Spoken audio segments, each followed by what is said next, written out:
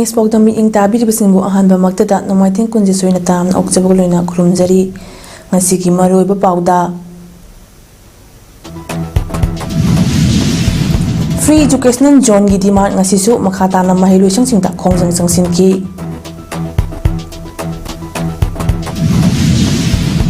Afaba police officer ama oinaba afaba myoiba ama oiba mathau tai haina National Commission for Women gi chairperson hairi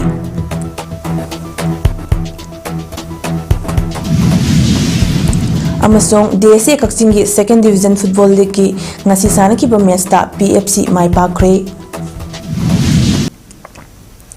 Mapungaba pau miyam pizari MaheiTamhallu ayat apan leitaba mapham oihelu haiba demand tawduna Coordinating Committee on Disturbance Free Educational Zone demand gi liching makhada Manipur gi mapham kayada leiba Maheiroishing singna lepna chatharapa wakal Khongjang gi saruk ama oina ngasi Kakching district amadi Thobal district ki manungda leiriba tongan ba Maheiroishing singda Maheiroishing amadi oja singna wakal Khongjang chathakre wakal Khongjang sing aduda Maheiroishing amadi oja singna Maheiroishing da puba thangba ngamloidaba sel amadi potche gi demand lalhoba sing amadi khulai paiba singna tawbiganu education da government na politicalization tawbiganu chahi amada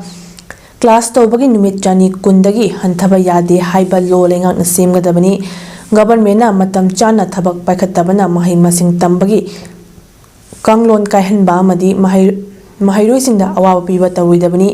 education ga mai leinaba thabak thorom singda corruption nepotism amadi favoritism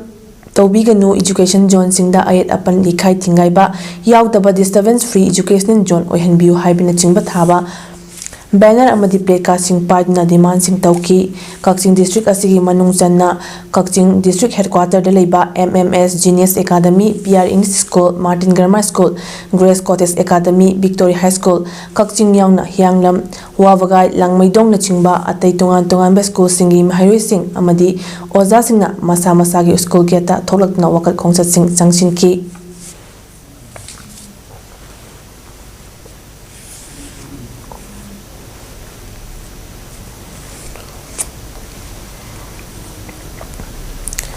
Wabagai lamkhai da leiba amutombi Divine Life English School gi Maheiroishing nasu Maheiroishing singda ayat apanba pibidana ba amadi atay demand kaya taladna school asigi gate ta thoktuna gate mamangi lambida human chain semna Khongjang Changshinkhre Khongjang aduda saruk yakiba Maheiroishing na kholau kya su lauki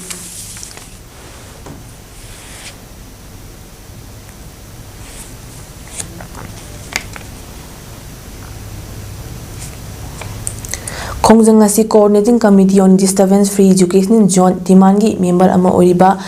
Private Schools Development Council PSDC ki liching makada Maheiroishing singda aki akhang ekhai thingaiba yahandana Ningtamna MaheiTamhallu Haina ngasi Thobal district ki yaripok da leiba Memorial Model Academy School gi Maheiroishing amadi oja singna yaripok kaithia gi akoibada khongsa chatuna Khongjang Changshinkhre wakal Khongjang aduda khulai paiba singna Maheiroishing singda puba thangba ngamdaba sel gi demand tawbiganu education ga mai leinaba thabak thorom singda senja thumja nepotism favoritism tawbiganu chahi amada class tawbagi numit chani kundagi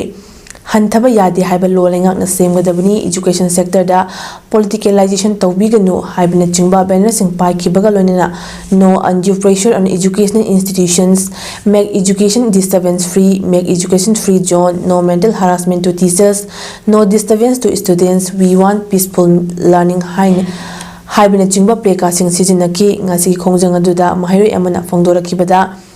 Aikoi ingna chikna yekai thingaiba yaudna Mahei ningtina tamba pami kanaguma lup amatana Maheiroishing sing oja sing amasung Maheiroishing da ayat apan piduna awaba pibiganu haina mari leinaba lup singda apel tawaki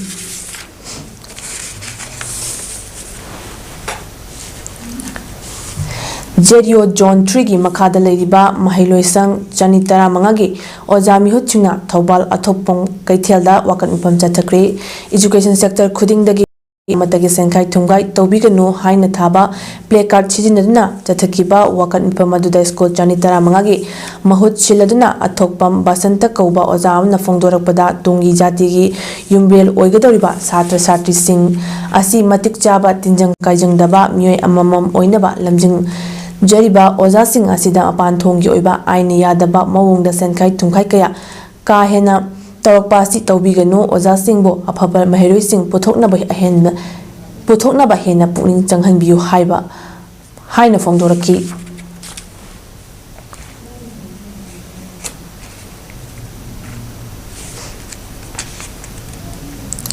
ꯀꯨꯝꯖꯥ 2009ꯒꯤ July 5ꯗꯒꯤ ꯍꯧꯅ ꯃꯅꯤꯄꯨꯔꯒꯤ ꯃꯍꯩ-ꯃꯁꯤꯡꯒ ꯃꯔꯤ ꯂꯩꯅꯕ ꯇꯣꯉꯥꯟ-ꯇꯣꯉꯥꯟꯕ ꯂꯨꯞ 14ꯅ ꯄꯨꯟꯁꯤꯟꯗꯨꯅ ꯁꯦꯝꯈꯤꯕ coordinating committee of disturbance free education zone ꯗꯤꯃꯥꯟꯅ ꯆꯍꯤ ꯑꯁꯤꯒꯤ ꯖꯨꯂꯥꯏ 5ꯗꯒꯤ ꯃꯍꯩꯂꯣꯏꯁꯪꯁꯤꯡ ꯑꯃꯗꯤ ꯃꯍꯩꯂꯣꯏꯁꯪꯒ ꯃꯔꯤ ꯂꯩꯅꯕ ꯁꯦꯛꯇꯔ ꯄꯨꯝꯅꯃꯛꯇ ꯃꯈꯜ ꯑꯃꯠꯇꯒꯤ ꯑꯌꯦꯠ-ꯑꯄꯟ ꯄꯤꯕꯤꯒꯅꯨ ꯍꯥꯏꯅ ꯆꯪꯁꯤꯜꯂꯛꯈꯤꯕ ꯈꯣꯡꯖꯪ ꯑꯁꯤꯕꯨ ꯁꯧꯒꯠꯂꯗꯨꯅ ꯋꯥꯡꯖꯤꯡꯗ ꯂꯩꯕ YK ꯀꯣꯂꯦꯖꯀꯤ ꯀꯦꯝꯄꯁꯇ ꯑꯦꯖꯨꯀꯦꯁꯟꯒ ꯃꯔꯤ ꯂꯩꯅꯕ ꯁꯦꯛꯇꯔ ꯑꯃꯠꯇꯗ ꯑꯌꯦꯠ-ꯑꯄꯟ ꯄꯤꯕꯤꯒꯅꯨ ꯍꯥꯏꯅ ꯋꯥꯀꯠ ꯃꯤꯄꯥꯟ ꯆꯠꯊꯈ꯭ꯔꯦ꯫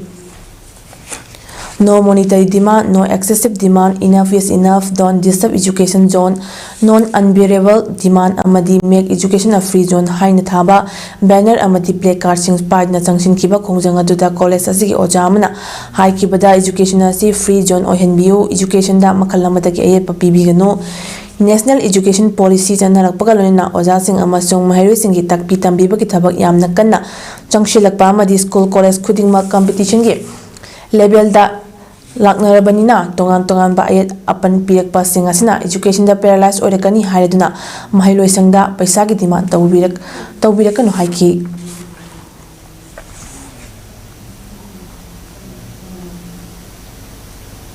College campus manusida ngamjabi level da teaching learning ki process hi changsilakpa matama mayam gi disturbance sing sida paida stress ma letuna khoi gi mahime sing sida yamna paralyzed oirakani masi puna makse concern khoi bi de ba mi pung khudimang na amutang khanda biraga sigi disturbance hi amutang lepiu loina da any sort of monetary demand college sida tawbirakanu haibase ai khoi asiatpa mayam da thamjariba appeal ni MaheiTampham sangsingda ayet-apan leitaba mafam ama ohellu haibagi khongjangda Coordinating Committee on Disturbance Free Education in Zone demand gi liching makada Manipuri mafam kayada leiba mahailoisangsingna lepna chatharapa wakal khongjangi saruk ama oina ngasi Jiribam district tasu Desam local council jurina senduna Jiri college, Jiribam higher secondary school, RK Sanatombi Vidyalaya, Kasturba Girls High School, JRE office amadi Irabot complex ta poster campaign amadi wakal khongjang sing changshinkhre maduda mahairoising amadi ojasingna mahailoisingda puba thangba ngamloidaba sel amadi pochagi demand nalhobasing amadi khulai paibasingna tawbiganu education da government na politicalization tawbiganu chahi amada class tawbagi numit jani kundagi hanthaba yade haiba law lengakna semgadabani government na matam chana thabak paikhattabana mahi masing tambagi kanglon kaihenba amadi mahairoisingda awaba piba taruidabani education ga mai leinaba thabak thoromsingda corruption, nepotism amadi favoritism tawbiganu education zone singda ayat apani kai thingaiba yaudaba disturbance free education zone ohenbiu haibina chingba thaba banner amadi placard ching paiki.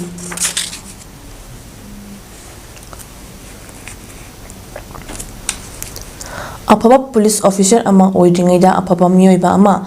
oiba mathau tai haina National Commission for Women gi chairperson Rekha Sharma fongdorakli. National Commission for Women New Delhi na Manipur Police Training College pangai ka khosamnaduna ahanba Manipur Rifles ki banquet hall da gender sensitization for police personnel haiba hiramda pangthokpa workshop ta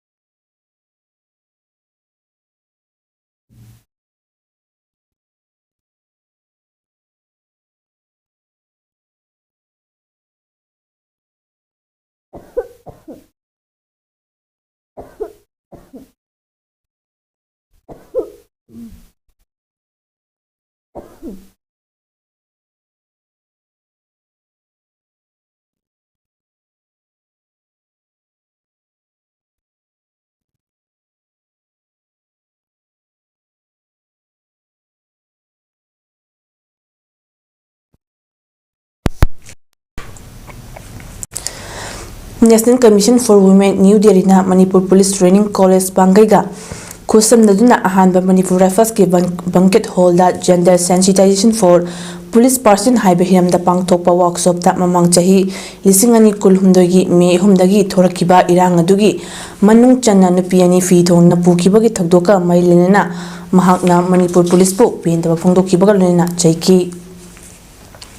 Mahakna hai thokliba irang asida police amadi Assam Rifles ta thamlamba miyamgi thajaba manghankhre mangkhriba miyamgi thajaba si amuk hana aihanna bathamoi singa thabak toba changi phongdoki haukiba chahi lisingani kulhumdagi me humdagi haurakiba irang asigi manung channa nupi aninda thokiba laibak thiba thodok adu police ki gari da puraga irang hauriba singda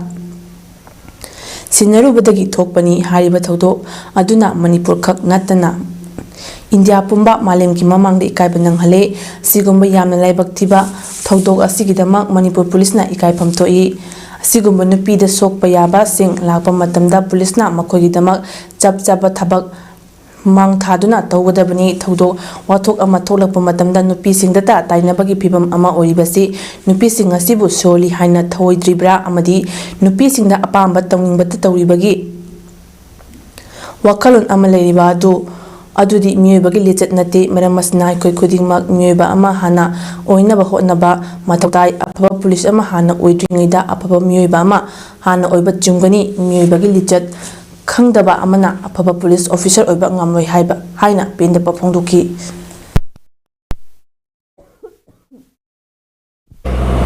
and without taking anything in cognizance they should have been stood there to help women. And it is not about those two women. Later on, after that incident also, many women got affected. They left homes, they are still in the shelter homes. They are still there.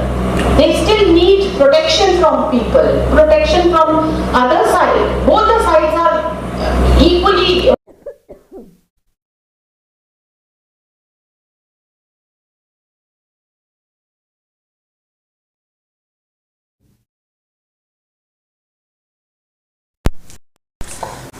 Tharamaduda Manipur Police ki DGP Rajiv Singh Kabib ke Director MPTC Pangai amadi makok thongba police officer kaya so saruk yakhibaga lonena technical session da resource person kya na wangang ki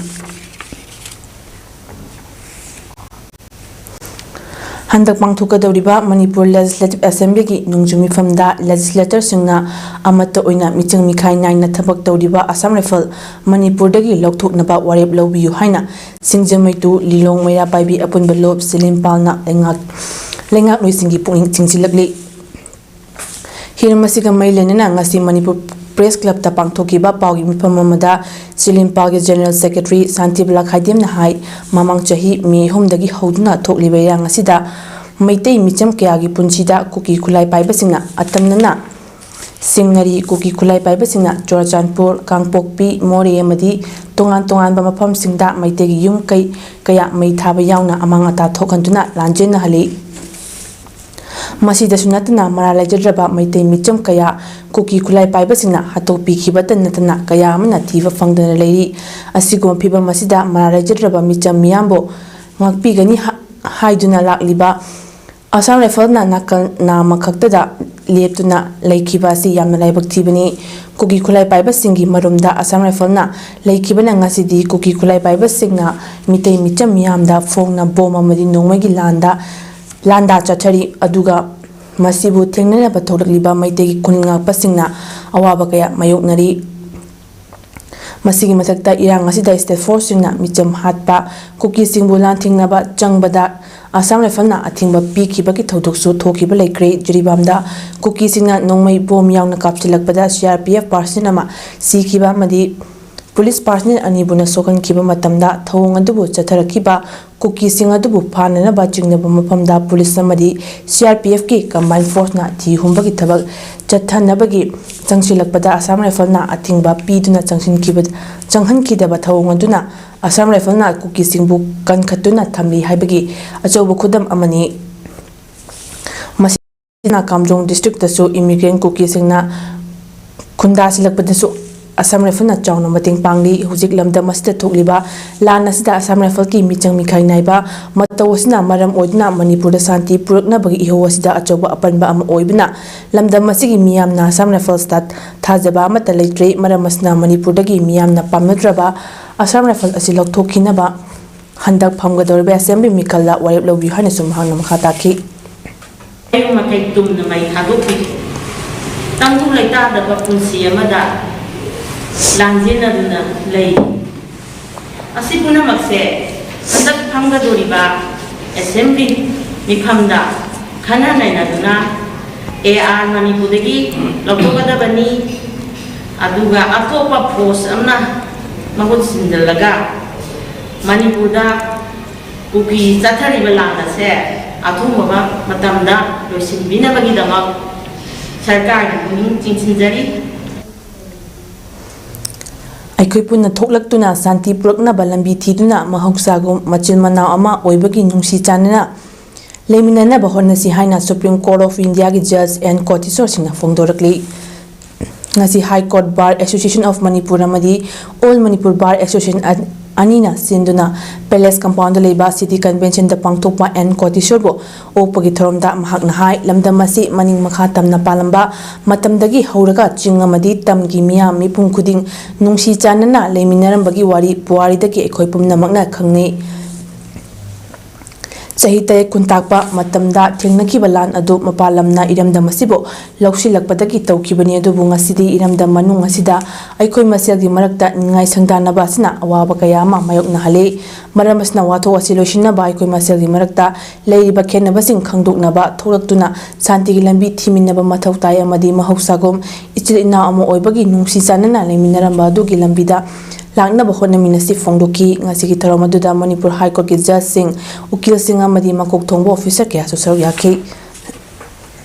We have always tried mediation, reconciliation,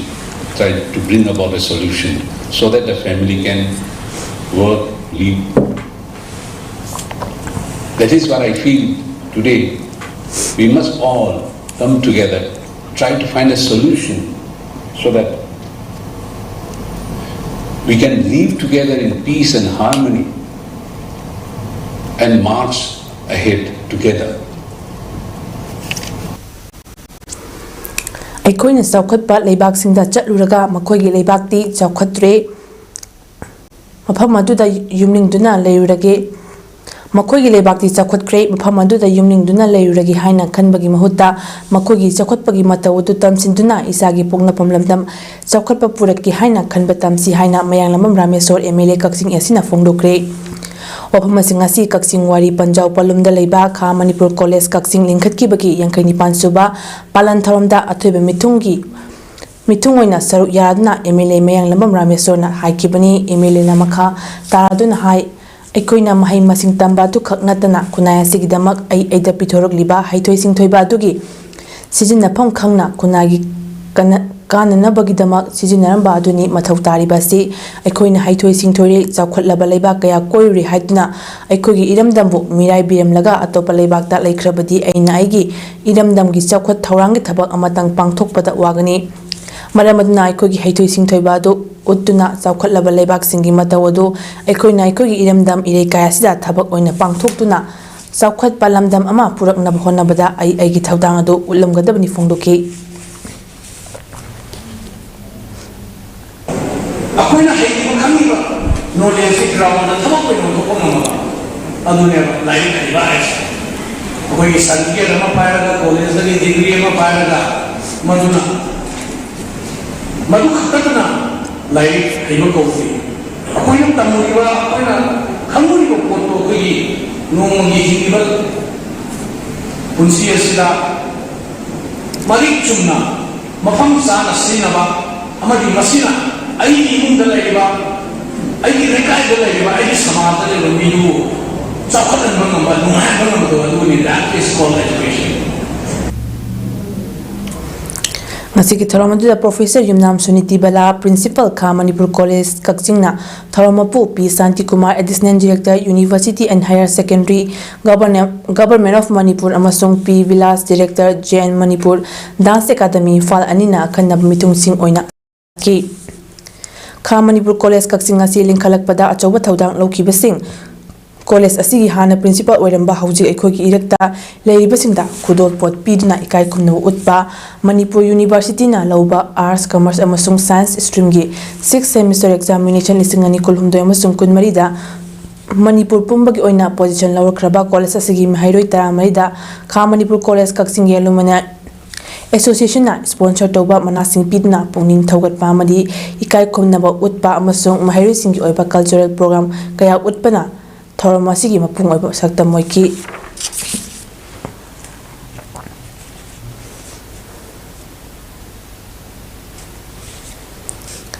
OTT platform gi channel ama oina miyam da khudol tamba hauragadaba rongmei kabui community sing oiba Mangui TV ngasi Palace Compound leba Castle Hotel da launch tawkre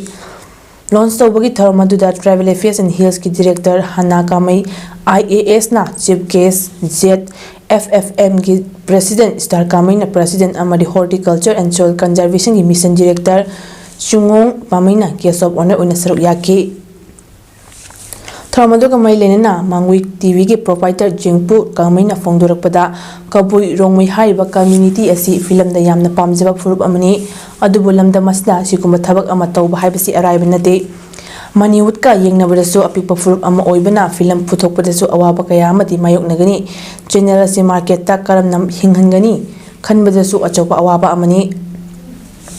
film bu yamna pamjarubana ngasi OTT platform asi puthokna furup asi miyamda kharadang oirabasu awapo thanabagidama khanduna puthokpani platform asi puthokna bahonabada kabui rongmoi furupu yamna nungsijaba Raju Khaidemna achubu mating kya pangbirakpa asima kabui rongmoi furup ki maikida ki thagat pasu phongdorki Ushibizna Mangoi TV sida changbiraga yengbiyu adugi mathakta hairiba producer singbusu aina namphaidaituna thagatchari haibade makhoina aikoigi Mangoi TV sida team asi pibidragadi aikoigi content se leiroi aduna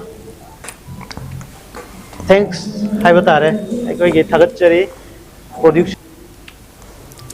Athaubasing imhamda kathoklaba I haiba hiramda Arambai Tengol Unit 6 Sekmaijingi achauba thodang kaya lobiramba leikhudraba thoba ngaleiba amadi chingkhai nganbani gi chahi amamapung pharakpagi common firoiga mailenna Jenims Blood Bank amadi Arambai Tengol Unit 6 Sekmaijing anina khosamnadna nomogi oiba voluntary blood donation camp amangasi Jenims Blood Bank tapangthokre Blood donation camp aduga mailena Unit 6 ki commander Vidya Sagar Moyangchan fongdorakpada lamdam masida thokliba lanasna awana tarabasing amadi leitalai imungsingi igi mathau tarakpada kharadam oirabasu mating pangnaba I kathokpagi thormasi athauba anigi mingda pangthokpani makata nasu unit asna sigumba thorom kya pangthokduna miyamgi mating pangba ngamna honagani hensu fongdoki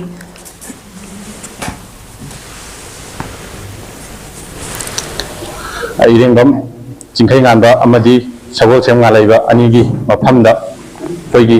I katcha boina haita hujik leiriba irang asida koigi sokpa naba tholpa adagi koigi leitalai jingda koi I daka leirpa matamda koina mateng je pangba ngamna bhaidana koi ngasi member koi yangkhai mukse laaga koi blood center jenim saita jenim sida koi I je pijabani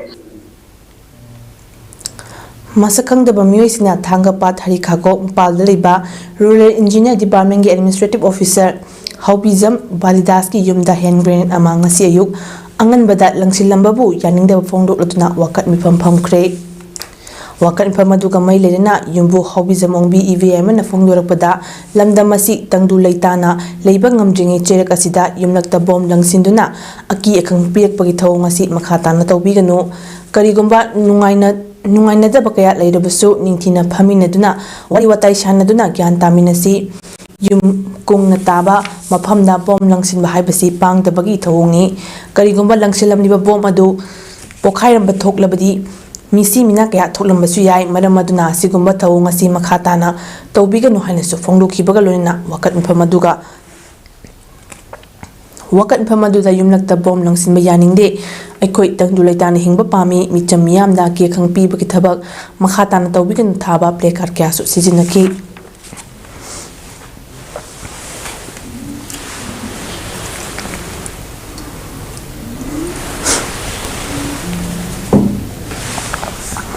yumlakta bom langsinba ichasing isusing ibung ipasing tawbiganu akoi hajik santi pami irang thoibani aduna noina gyan tana ichasing na gyan tana kana tawi khandi wakhan munna khandi sak mai unaraga singi mai ne haraga loina yana da bangakani bom nungzilaga afi khang piraga afaba lakada bonatte matungda mo hanna tawbiganu lekai da mirak bom langsinba amo hanna tawbiganu cha suja ibung pasan hana najeri Sri Sri Bal Mukundev Gold Music College Student Union na college asigi amadi principal gi mathakta sirak iba marasing adu yumpham yaudaba aranba wafam ngaktani loinana student union adu khanba matamda oja sing fajana khanghaude amadi vote tawkibasu leiti haina college asigi principal Sagosem Ram Kumar na fongdorakli wafam asing asi palace compound leiba Sri Sri Bal Mukunda Dev Music College ta pangthopa pawgin phamamada principal Sagosem Ram Kumar fongdokibani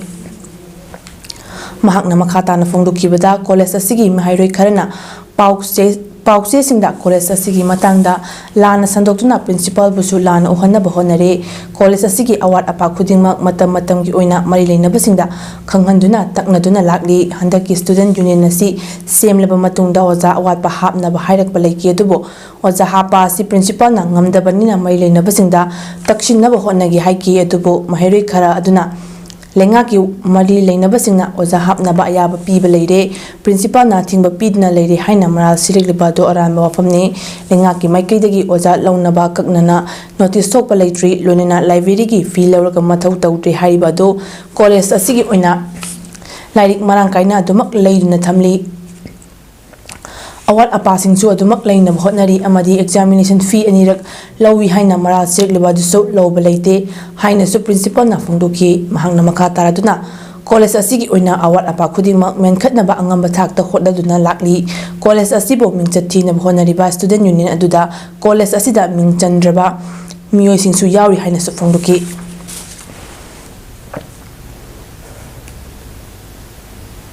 amra irrigation che adudi aina appointing authority da ingam jade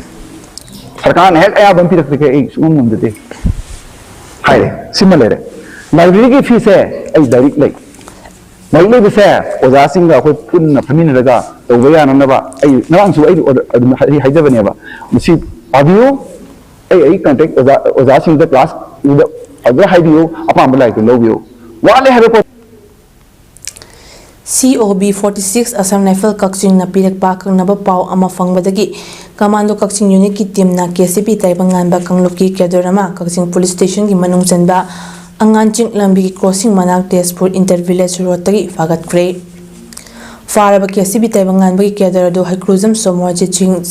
Elias Ningthau Chahi Kuntra Pokpa Achugesor Laimana Tezpur dagini Mahak Self-Style Vice Chairman Rajesh Elias Malengan ba maitegi makada tabak tawbani aduga Kakching Imphal West amadi Thawbal area da leiba miyam dagi senkai thumkai chathabada chenaba miyoini thawdoksiga mailena Kakching police na case ama lokatna makhataba investigation chathaba hauri hairi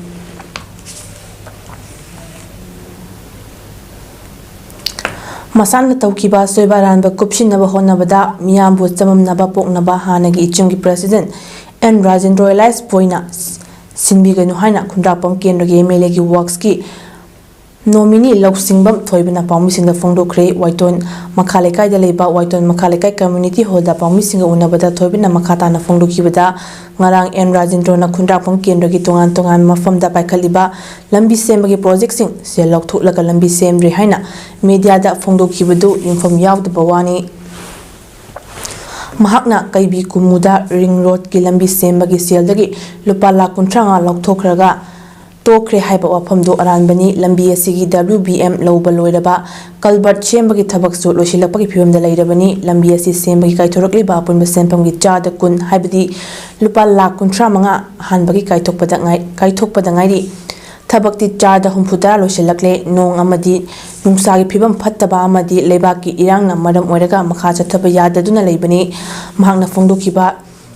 Magna Pongukibada Waiton dagi Tezpur taba lambi mawong tana semnaba haribadu mawong tana semnaba thaurang tawduna leiri ahanbagi oina pothole melaga leiribani lambi asigidi sel amata lokthokpa leitri athubada thabak haunab honari leitan pokpigi lambi semba hauri haribadudi leitan pokpi khulasi haujik thokliba irang asigi red zone oina leiribanina thabak hauba yadabagi fibamda leiriba BJP inisuba lenga asi leirakpa haurakbagi numit Samad Tawgadaba Tabak Thorongi Manung Chana Sawambundagi Sagol Mang Taba Lambi Sem Nabalupa Crore Amadasmik Nifo Madi Pangaidagi Sagol Mang Pawbagi Lambi Samjin Nabalupa Crore Amadasmik Kun Adu Tabak Sudingi Dakara Mawong Maritana Subiram Labadi Haujik Lambi Sta Chokri Liba Chang Astagi Karadang Warabasu Hantaram Gadabani Hairubagi Haujik Subagi Tabak Chatariba Madi Haubaya Daduna Lariba Tabakara Putoklaga Achumba Sana Honarak Pasil Taubigano MLA Minda Lakpa PWD Tabak Sing Manungda Ama Oriba Pangaidagi Nepali Basti Taba Lambi Mulaka Sukibada Yanadaduna Lairabadi Miamda Waba Oregani Hadna Sun Kiba Lakrabani Haujik Tabak Tauribasing Aramba Tahana Honabagi Mohota Estimate Sanction Loirabasu Fantadukna Lairiba Tabak Sing Fantadulaga Taba Tubada Loshinaba Oina Marilena Basinga Takshin Bada Yaubi Hadna Mahakna Makataki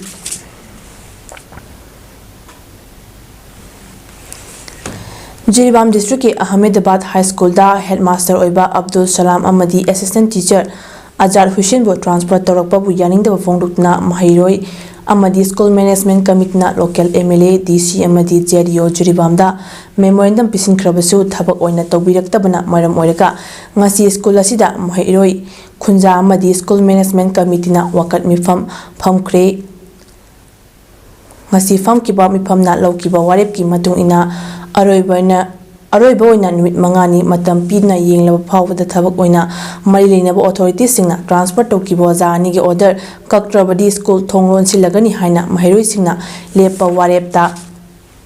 School Management Committee Ahmedabad High School nasu saugatlagani haina committee asige secretary MD Habibullah Husina fongdoki tungda ozani maram chadna transfer tawba yaroi transfer order Kakadabani Haina Kolau Kya Sulauki, Ningsing Bayai Ahmedabad High School Asida Punna Mahairoi, Chatuk Humputara Manga Laibata Ojatara Mangana, Laik Tak Pitam Biduna Lak Libani. Hauki Bachahi, Lissingani Kolundagi Mars Tadagi, Bisnupur Higher Secondary School Oina, Geography subject ki Oja Laitabana Mahairoi Sina Kudong Chatabakaya Mayok Naramba Koknaba. Lenga asna Maheiroishing awaba obidna tha sikitang kunmarida ojama order thokpidna ngarang tang kuntarukta join tarukna Maheiroishing awaba koklagani khaluraga ngarang adumak transfer order adu cancel tawkibabu yaningdaba fongdoktuna school asigi Maheiroishing ngasi wakat phamkhre amadi wakat Khongjat Chatkre Maheiroishing school aduda pullaba matungda wakat Khongjat Chatki wakat Khongjat adu school asidagi haudna Bisnupur Police Station Bisnupur Bazaar Bisnupur Forest Gate mamang fawa chalurba matung madudagi mamai leidna halaklaga tidim lambi school asigi changfamda loishinki amadi mifam maduda wakat mifam phamke Mahairoi amana phongdukibda school asida chahi ama hena geography subject takpinaba oja leitana leingaida oja ama khak tharakpa sisu ngarang khak join tawbaga khudakta cancel tawba yaningde maramasna school asi mutkidana ba thubada geography oja thabirau natraga nauna tharakpa geography oja m gwangam ki transfer order cancel tawba yaroi Oza principal nasu release tawba yaroi kariguma Mahairoi singna taliba wakat asi thabakta onthoktaba tarabadi students organization amadi CSO singna loinana akanba Khongjang Changshinkhre loinana Tidim road ban tawragani haiki Yang Changhan Chaningi akoi mahai masing tambada ingna tapna tamba pamje request tawjariba sida yabida bathoklabadi akoi student organization CSO sing amadi miyamgi matengga loinana akanba Khongjang Changshinkhre Masida sunatana school asigi oza principal nasu geography ki oza asibu release tawbidana ba haijari kaigumba release tawgi bathoklabadi school thingsin badana tana tidim board phawa thingsin bagi Khongjang akan basangsin jarani Hexnam Athletic and Cultural Organization Thanga Madi Department of Fisheries Government of Manipur na punna khusamna senduna sustainable fishing it is just a catch it's a commitment haiba thimda community outreach and extension program ama ngasi thanga hauring chingya community hall da pangthokre Thoramaduda Department of Fisheries Government of Manipur Director Haina Balkrishna, District Fishery Officer Bisnupur Rameswar, District Fishery Officer Sandel Sapam Jiten, Fisheries Inspector Urengbam Tombi Amadi, Fishery Inspector Laistram Sukumarna Athoiba Mitunglen Oina. Athoiba Mitunglen Loinena Wangangloi Oiki, Thoranga Mailena Department of Fisheries Government of Manipur Director Haina Balkrishna Fongdukibada.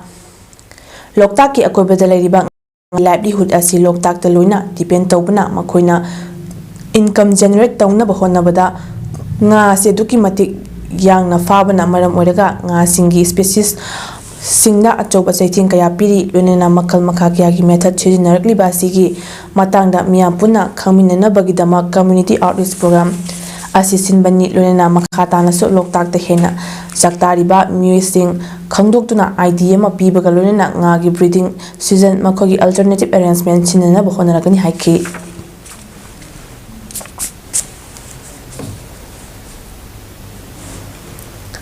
all Changamdabi club coordinating committee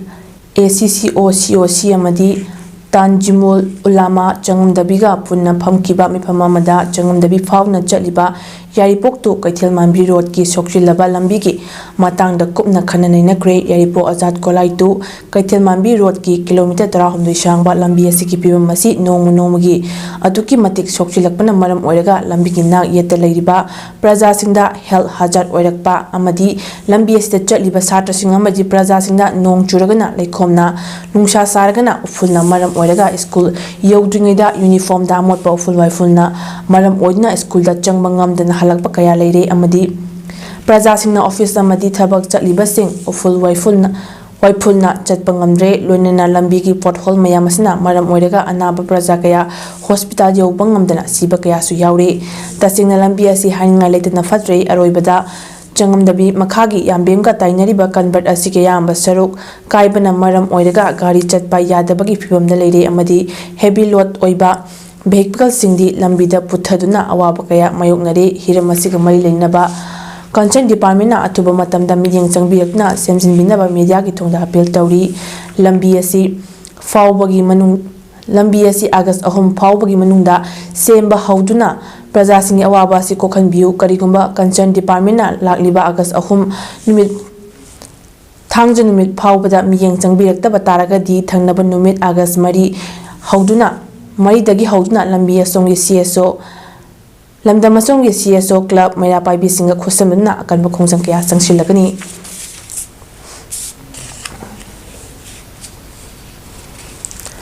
ताबदे यामना तुजुनिंगाय ओइबा थौदोक ओइना चाहि 13 की नुपी मचा मा electric power loom द फी सारिंगैदा मेचिना सबखिबदगी कोक की मथक की उनशागी सरुक पुन्ना फक्खिबदगी हॉस्पिटल दा अरोब फिबमदा लाइकनरी हारी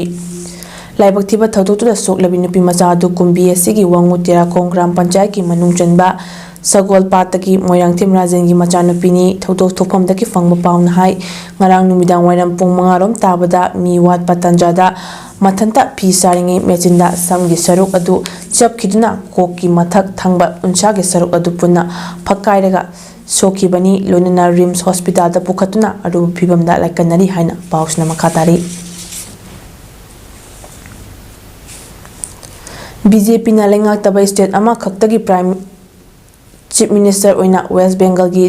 CM Mamata Banerjee na Niti Aayog ki maru oiba meeting ama saru yabada political discrimination tawbiri haina fongdokre Delhi da pangthopa meeting aduda mahangna wanganga daba microphone dio mute ta thambiki minute manga dagi suhena matam pikide atei CM singdadi minute 10 dagi 15 phawbagi matam piki haiba wafam Mamata Banerjee na haiki India block ki ate chief minister singnadi Niti Aayog ki meeting adu boycott tawkibani state government singi maphamda michang mikhai naiba thabak chathabidanaba meeting adu da phongdoki hadna meeting adu yaukibani haiki amaramda Mamata Banerjee gi wafam adu center na yakide Niti Aayog ki mapalak suba governing council meeting adu da saru yaribi Mamata Banerjee gi microphone adu meeting manungda switch off tat leram ki clock na mahaki wanga bagi matam lori haiba uli mahaki bell adu fawba kinki di haina press information bureau na fongdoki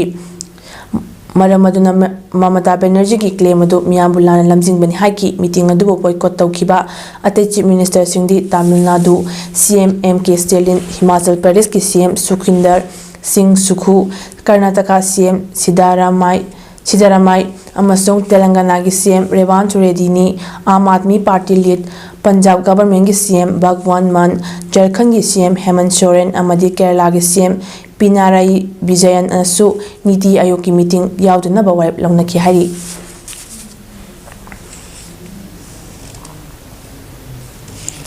Sanabagi Pauda District Sport Association DSA Khongjang Senduna 2nd Division Football League Lisingani Kunmariki ngasi Disingi Playground da sanaki ba mesta PFC Tok Pachungna SRDC Khongjang bo Panjal ani amada thoikre ngasi gi match ki han Panjal do SRDC ki jersey number 27 Devras na chan ki aduga PFC ki Panjal singtuna jersey number 9 S Jingnan Sanana minute kuntra mari amadi jersey number 10 H Mani Thoina minute nifuda chan ki bani.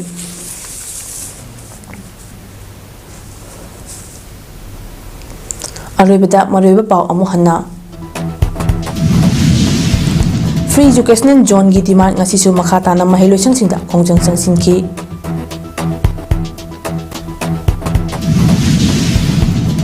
Afaba police officer ama oinaba afaba mioiba ama oiba mathau tai Haina National Commission for Women gi chairperson hairi.